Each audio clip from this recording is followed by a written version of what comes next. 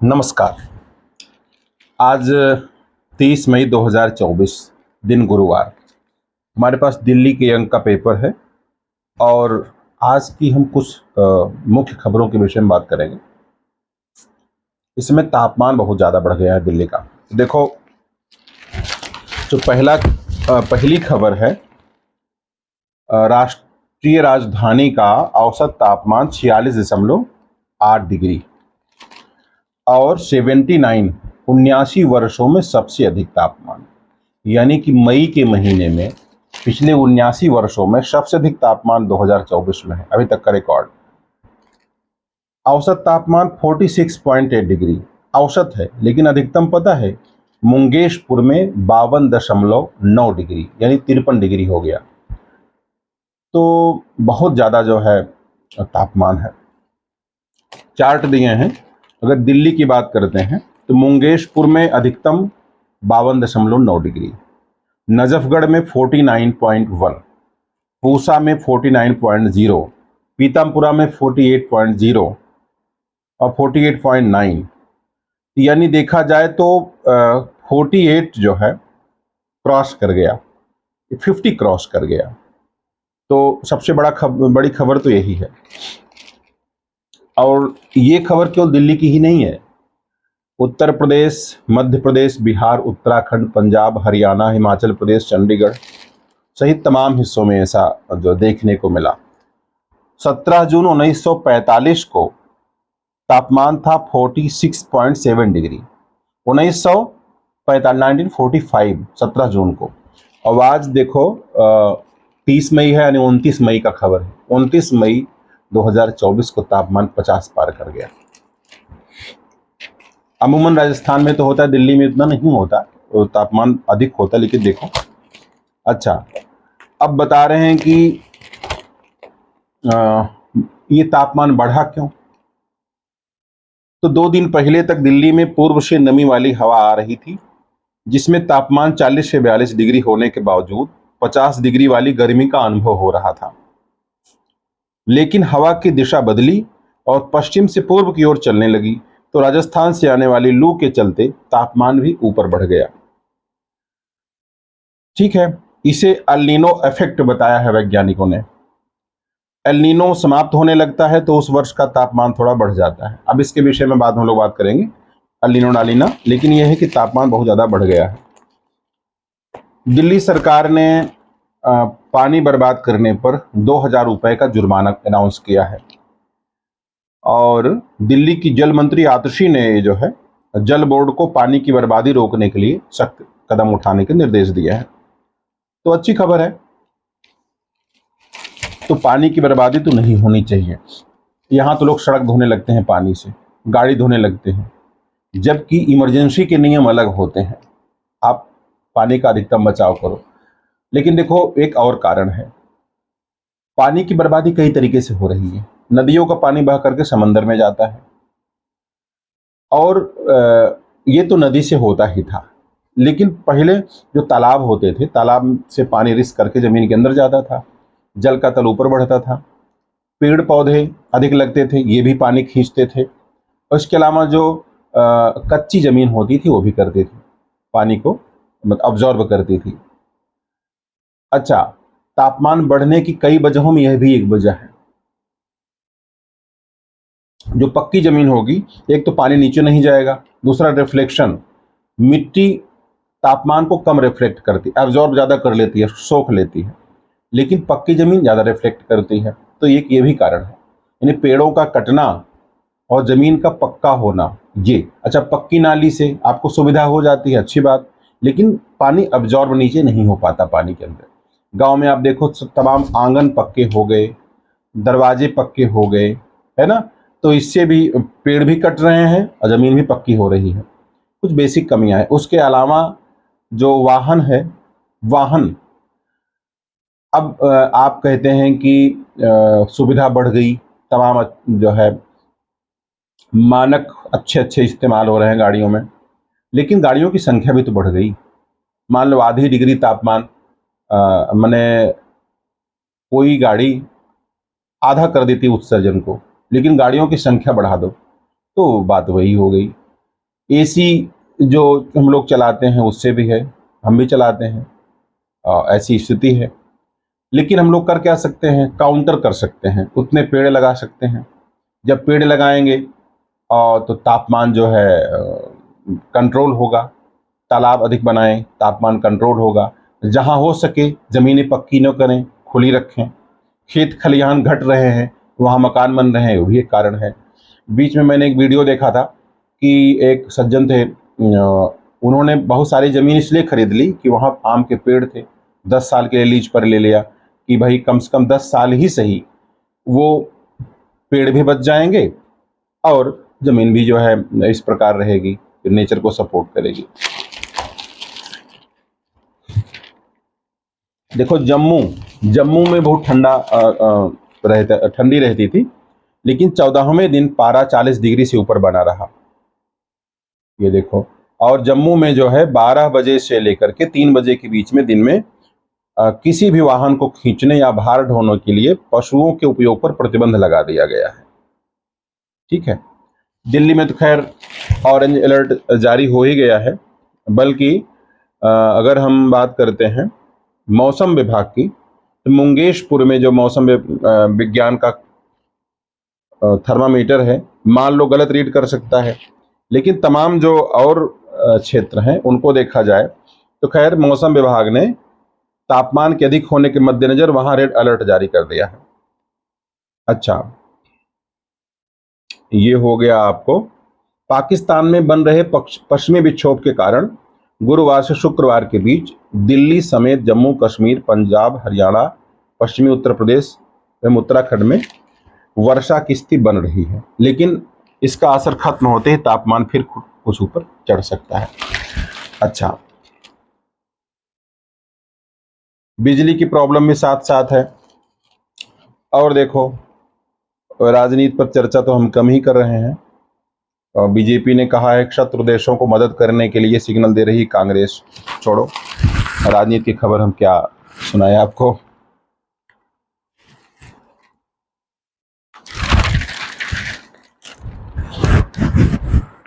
अच्छा, एक खबर इसमें है, दिल्ली की खबर है।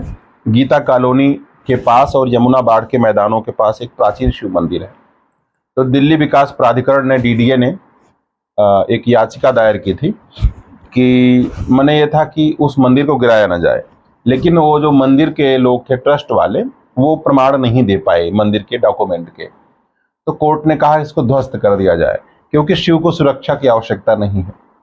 तो एक प्रकार से अच्छी खबर भी है। तो इसी बहाने जो बाकी धर्मों के अनधिकृत स्थल हैं, धार्मिक स्थल, उनके लिए भी ये नियम लागू होगा। ठीक है। और शर्जील इमाम का प्रसंग है कि नागरिकता संशोधन अधिनियम के खिलाफ अलीगढ़ मुस्लिम विश्वविद्यालय और दिल्ली के जामिया क्षेत्र में जो भड़काऊ भाषण दिया था, तो देशद्रोह के मामले में जेएनयू का एक पूर्व छात्र था शर्जील इमाम, उसको मतलब वैधानिक जमानत प्राप्त हो गई है। 28 फरवरी 2020 को गिरफ्तार कर लिया गया था। एक मामला केजरीवाल साहब के बारे में है कि सुप्रीम कोर्ट ने केजरीवाल को अंतरिम जमानत बढ़ाने की अर्जी सूचीबद्ध करने से इनकार कर दिया। अब इन्होंने कहा कि मेडिकल जांच हमको कराना है, थोड़ा 1 सप्ताह का मौका और दें। और एक तो ये था कैंसर का जांच की बात कल हम सुन रहे थे, फिलहाल कोर्ट ने जो है मना कर दिया है। डायबिटिक पेशेंट पहले से हैं ये। और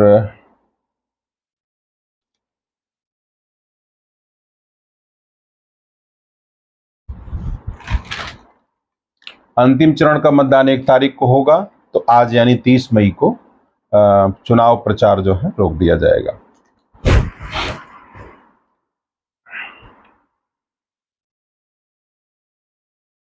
देखो, एक समाचार है उत्तर प्रदेश से, गोंडा जिला से। ब्रिजभूषण के बेटे के काफिले में शामिल होने से 2 की मौत, वाहन से 2 की मौत। इसमें क्या है कि जो रेलवे क्रॉसिंग है, रेलवे क्रॉसिंग खुली रह गई, तो इससे ये घटना हुई है।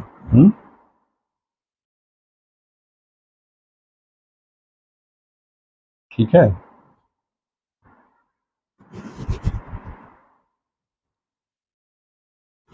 और देखो 1 घंटे में देनी होगी कैशलेस इलाज की अनुमति। इरडा ने बीमा विनियामक एवं विकास प्राधिकरण इरडा ने स्वास्थ्य बीमा लेने वालों के हित में बड़ा फैसला किया है। मतलब यह है कि एक सर्कुलर जारी किया कि क्लेम का अगर अनुरोध मिला तो 1 घंटे के भीतर कैशलेस इलाज की अनुमति देने पर फैसला लेना होगा। डिस्चार्ज अनुरोध मिलने के 3 घंटे के अंदर बीमा कंपनियों को क्लेम सेटलमेंट करना ही करना होगा। हर जगह ये प्रॉब्लम हो रही है लापरवाही वाली, तो इस तरह के फैसले अच्छे हैं।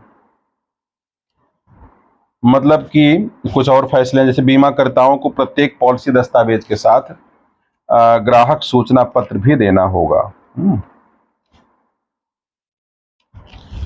देखिए एक और अच्छा समाचार इसमें है, मोबाइल फोन से टेली मार्केटिंग मैसेज तो कटेगा कनेक्शन। मतलब 180 140 सीरीज के नंबर से ही टेली मार्केटिंग के लिए मैसेज भेजने का किया जा सकता है काम। यानी 10 अंक के मोबाइल नंबर से टेली मार्केटिंग मैसेज अगर मिलते हैं तो 1909 पर डायल करके शिकायत करें। ठीक है, मैंने इस समय जो है खुलेआम टेली मार्केटिंग के मैसेज करके प्रॉब्लम करते हैं। उपभोक्ता जो है ब्लॉक कर देते हैं नंबर, तो दूसरे नंबर से फोन आ जाता है। अगर आप देखो तो कितने फ्रॉड कॉल आ रहे हैं इस समय, तो 1909 पे आप शिकायत कर सकते हैं। उसको नंबर को नोट कर लीजिए, शिकायत कर दीजिए।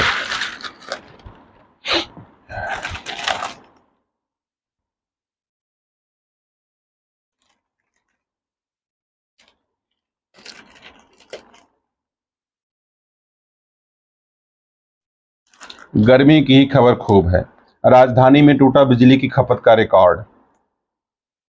अब बताइए, मने बिजली की अधिकतम मांग 29 जून 2022 को 7,695 मेगावाट थी।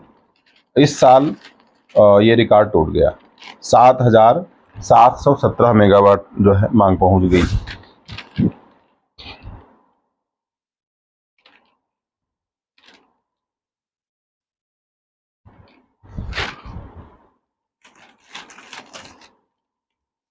विभव कुमार की खबर लिखी है इसमें, जमानत की मांग को लेकर के हाईकोर्ट पहुंचे। आपराधिक प्रक्रिया संहिता की धारा 41A के प्रावधान का घोर उल्लंघन किया। ठीक है, छोड़ो, ये सब भी कोई खबर नहीं है। जम्मू कश्मीर में जो है बहुत बड़े स्तर पे मतदान हुआ है इस बार। यह भी एक अच्छा मैसेज है कि धारा 370 खत्म करने का जो प्रयास सरकार ने किया, तो ऐसा लोग बता रहे थे कि दिल्ली वहाँ की जम्मू की जनता उठ खड़ी होगी, लेकिन ऐसा हुआ नहीं। उसने विरोध नहीं किया और 370 और 35A का जब सफाया हुआ तो बहुत बड़ी पत्थरबाजी भी नहीं हुई, न कोई हड़ताल वगैरह हुई। और इस बार जो है 19 में श्रीनगर में 14.4% मतदान हुआ था और इस बार 38.5% हुआ। कश्मीरी मतदाताओं ने मताधिकार का उपयोग किया। अनंतनाग और बारामूला में, जो कि हिंसा की खबरें जहां से अक्सर आती थी, 59% से ज़्यादा मतदान हुआ और पिछले 35 साल के रिकॉर्ड टूट गए। तो यह भी बहुत अच्छी खबर है। बारामूला में, हाँ, चुनाव की बात करें तो श्रीनगर में 8 मान्यता प्राप्त दलों सहित 24 उम्मीदवार मैदान में हैं। बारामूला में 8 पार्टियों समेत 22 और अनंतनाग राजौरी में 10 पार्टियों समेत 20 उम्मीदवार जो है खड़े हुए हैं। तो हौसला बढ़ रहा है लोगों का, पॉजिटिव चीज है।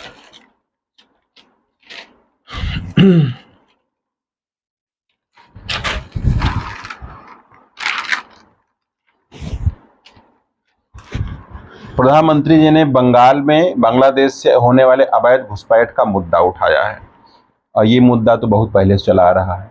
जो अवैध प्रवासी बाहर के हैं, मतलब अवैध मतलब बिना नियम कानून के चले जाते हैं, ये समस्या तो है। पहले क्या है, बांग्लादेश सीमा पर ठीक से बाड़ नहीं लगाई गई थी, फेंसेस अब लगा दी गई हैं फिर भी घुसपैठ हो जाती है, मिली भगत होती है तमाम लोगों की, उसमें क्या कहा जाए। लेकिन केंद्र सरकार ने बांग्लादेश से जुड़ी जो सीमा है, उस सीमा सुरक्षा बल को, बीएसएफ को अतिरिक्त अधिकार भी प्रदान किए हैं। तो घुसपैठ रोकना भी उसकी जिम्मेदारी है। तो एक तो आबादी ज़्यादा है भारत की, दूसरा मतलब इसलिए संसाधनों पर दबाव बढ़ रहा है। तो इस समय घुसपैठ तो अतिरिक्त समस्या बनने वाली है ना, ये भी ध्यान में रखना चाहिए। अर्थव्यवस्था की बात करते हैं तो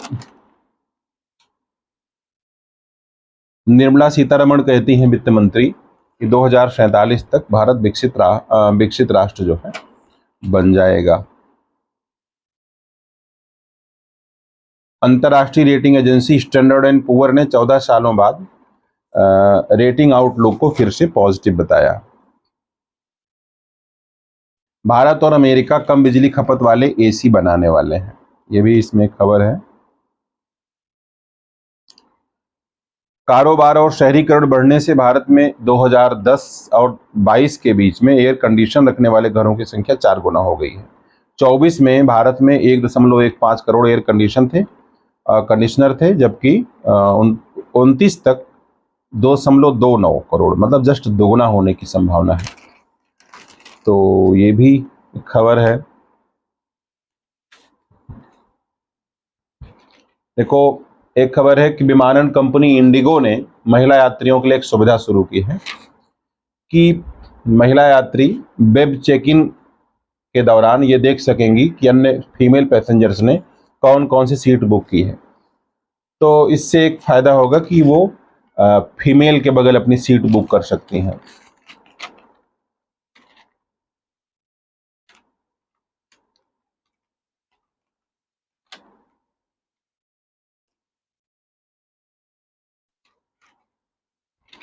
सुप्रीम कोर्ट का एक डिसीजन इसमें मतलब खबर है कि सुप्रीम कोर्ट ने एक महिला की उस याचिका को खारिज कर दिया जिसमें उसने अपने 25 हफ्ते से अधिक के गर्भ को गिराने की अनुमति मांगी थी, लेकिन अपनी निजता की रक्षा करने के लिए इसका कारण सार्वजनिक नहीं किया था।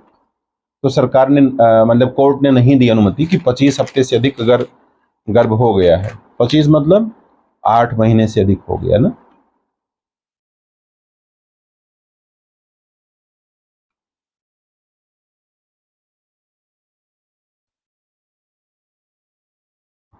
छः चौक 24, 6 महीना के ऊपर हो गया। तो ये है कि महिला दुबई से आई है और होटल में रह रही है, वित्तीय स्थिति मजबूत नहीं है। Medical termination of pregnancy MTP act के तहत 24 हफ्ते से अधिक के गर्भ को गिराने की अनुमति तभी दी जा सकती है जब मेडिकल बोर्ड ने भ्रूण में गंभीर असामान्यता पाई हो या गर्भवती महिला का जीवन बचाने के लिए ऐसी राय बनी हो, अन्यथा जो है नहीं होना चाहिए। तो जस्टिस अभय एस ओका और जस्टिस सतीश चंद्र शर्मा की अवकाशकालीन पीठ ने एम्स के द्वारा दाखिल रिपोर्ट का अवलोकन किया, जिसे शीर्ष अदालत ने पिछले हफ्ते महिला और उसके भ्रूण की शारीरिक स्थिति का आकलन करने को कहा था। तो 27 मई को पीठ ने एक आदेश जारी किया था और कहा कि हमने एम्स की 24 मई 2024 की रिपोर्ट का अवलोकन किया। याचिकाकर्ता की निजता की रक्षा करने के लिए हम इस बात का जिक्र नहीं कर रहे हैं कि रिपोर्ट में क्या उल्लेख है, लेकिन रिपोर्ट की रोशनी में हम गर्भपात की अनुमति नहीं दे सकते। ठीक है।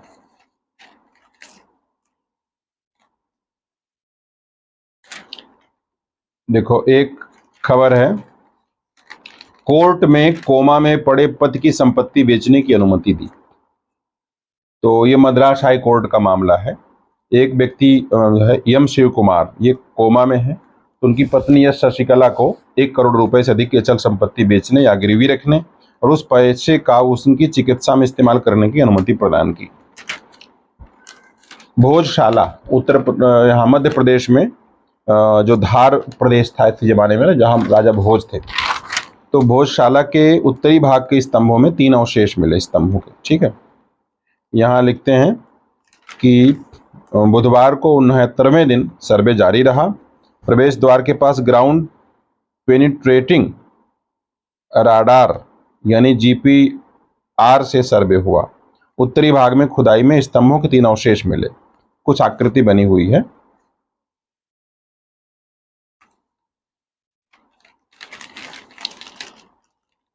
देखो एक खबर और है,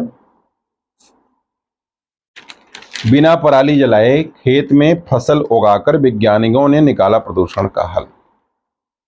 ये जबलपुर का मामला है, यानी कि Borlaug institute of south Asia बीसा के जबलपुर स्थित केंद्र के वैज्ञानिकों ने एक सफल प्रयोग किया है कि मध्य प्रदेश के 3 जिलों और जबलपुर, कटनी, छिंदवाड़ा के 500 से ज्यादा किसानों को जागरूक करते हुए एक अभियान से जोड़ा।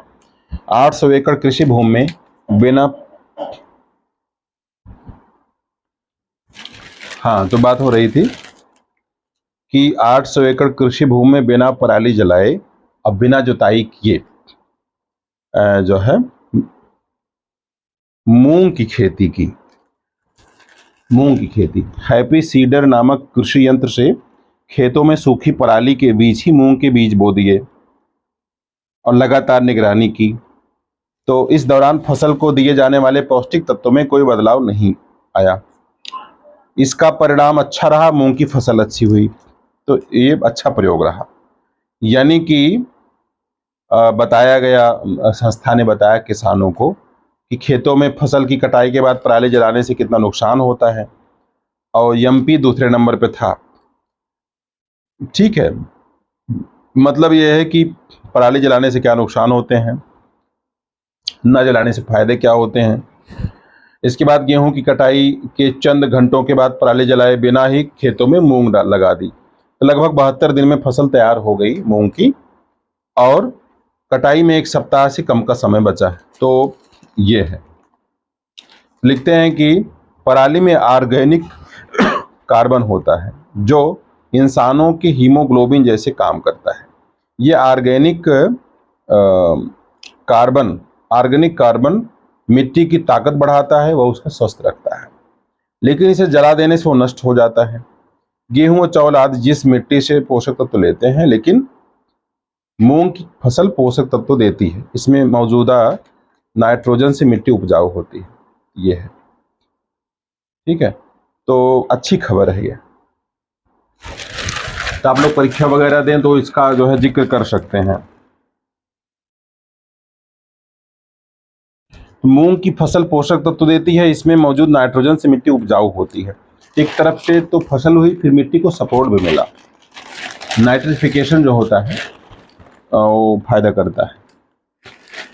इसके अलावा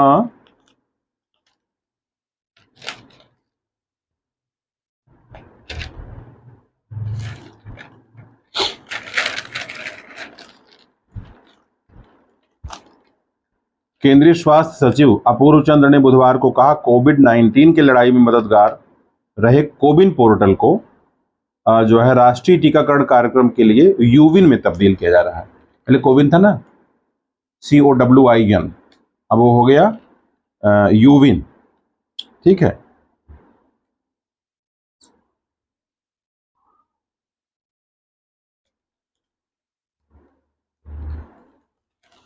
एक और खबर है, वीर माता जीजाबाई भोंसले बॉटेनिकल गार्ड एवं जू बायकुला जू प्राधिकरण ने देश के कई चिड़ियाघरों से संपर्क किया। इसके बावजूद कोई भी मुंबई के पेंगुइनों को लेने को तैयार नहीं है ना। यानी कि 2017 में बायकुला जू में, चिड़ियाघर में कुल 8 पेंगुइन आए थे, अब 18 हैं। अक्टूबर 23 में जो है ब्रह्म मुंबई नगर पालिका BMC ने पेंगुइन को देने के लिए चिड़ियाघरों को प्रस्ताव भेजा था, लेकिन अभी तक कोई तैयार नहीं हुआ। चलो कोई बात नहीं।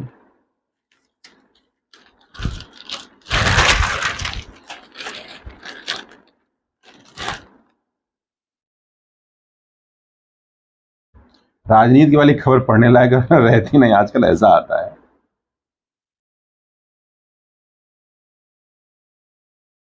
हाँ, इसमें एक खबर ये है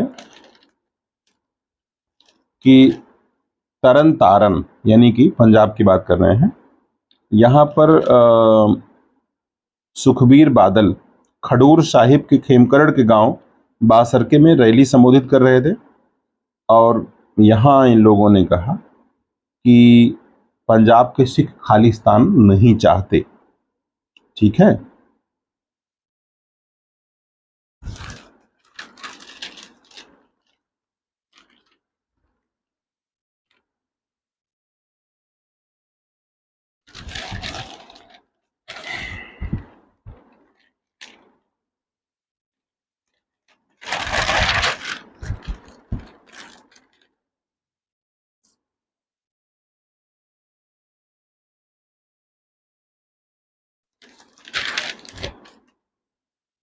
अब यहां पर एक खबर और है कि प्रधानमंत्री मोदी जी 30 मई से कन्याकुमारी के विवेकानंद रॉक मेमोरियल में 48 घंटे का ध्यान कार्यक्रम चुनाव आचार संहिता। हाँ ठीक है, माने 30 मई से उनकी योजना है, यानी आज से ही 48 घंटे का ध्यान लगाएंगे। 72 घंटे का ध्यान लगाए थे पिछले बार 19 में, तो उसका अगर चुनाव का प्रसारण हुआ तो आचार संहिता को उल्लंघन है। तो विपक्ष ने कहा है कि उसको कोर्ट में ले जाएंगे। फिलहाल ये भी न्यूज बन ही गई, लेकिन यहां पर जो है विवेकानंद ने ना 1893 में शायद यहाँ पर ध्यान लगाया था, शिकागो में जाने के पहले।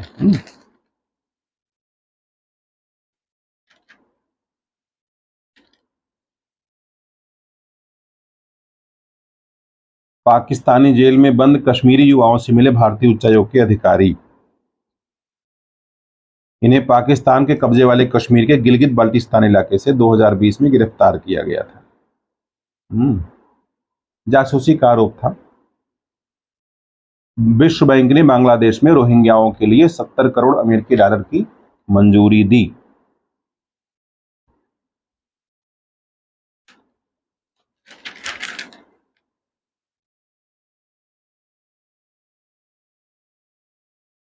इलाहाबाद हाई कोर्ट ने कहा है कि इस्लामिक कानून तो मां को बच्चों की अभिरक्षक बनाता है, यानी कि बच्चों के संरक्षक की नियुक्ति का अधिकार, ये बात है।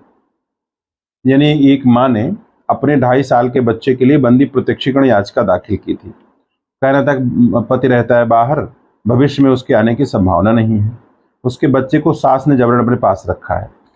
माँ जो है एक नैसर्गिक संरक्षक है, तो कोर्ट ने अधिकार दिया। तो कोर्ट ने कहा कि इस्लामिक कानून में 7 वर्ष की आयु तक बेटा और यौनावस्था तक बेटी की अभिरक्षा की हकदार उसकी मां है।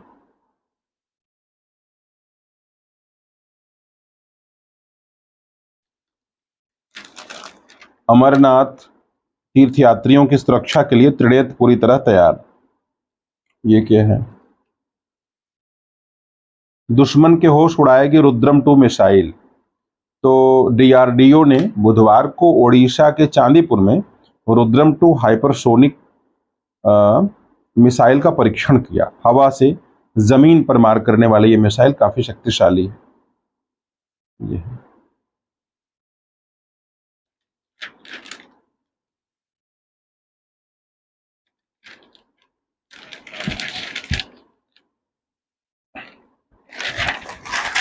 अच्छा, और देखो खबर है पूर्वोत्तर के 4 राज्यों में भारी बारिश, भूस्खलन से 38 लोगों की गई जान। वो जो रेमल चक्रवात आया था ना, उसी का प्रभाव है।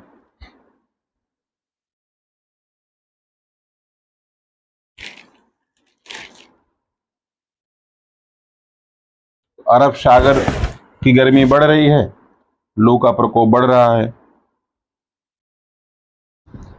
तो Indian Institute of Tropical Meteorology IITM Pune, मतलब यहाँ के वैज्ञानिक बता रहे हैं कि भारत से सटे अरब सागर, बंगाल की खाड़ी दोनों में ही तेज तापमान बढ़ रहा है। हिंद महासागर में तापमान की वृद्धि हो रही है, और लेकिन इन दोनों की अपेक्षा कम तेजी से।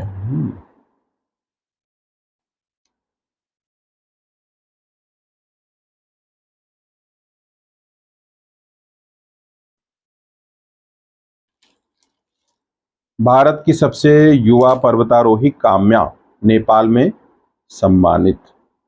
नेपाल के प्रधानमंत्री हैं पुष्प कमल दहल प्रचंड। इन्होंने अंतर्राष्ट्रीय एवरेस्ट दिवस कल था 29 मई को इनको सम्मानित किया। और इनके साथ ही फुंजो लामा भी थे। मतलब 14 घंटे और 31 मिनट में चोटी फतह कर लिया। इतने कम समय में ऐसा करने वाली पहली महिला है। तो हर साल 29 मई को इसका आयोजन होता है। यानी काम्या ने 16 साल और 9 महीने की उम्र में यह सफलता हासिल किया है। ठीक है।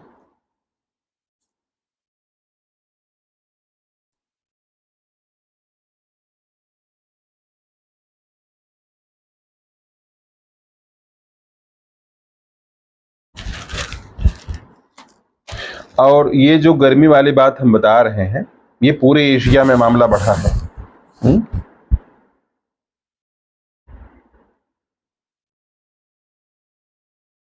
फिलीपींस में अल नीनो स्थितियों के कारण लू की आवृत्ति तीव्रता भी बढ़ रही है।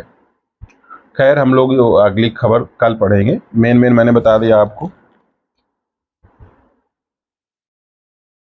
केंद्र सरकार ने बुधवार को बंगाल, हरियाणा, उत्तराखंड में नागरिकता संशोधन अधिनियम सीएए के तहत नागरिकता देना प्रारंभ कर दिया।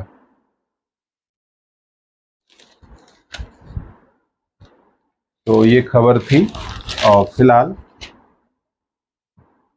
कल फिर खबर में हम आएंगे। ठीक है, कमेंट करिएगा। और अगर और किसी बात पर डिस्कशन आप चाहते हो तो विराम लेते हैं। नमस्कार।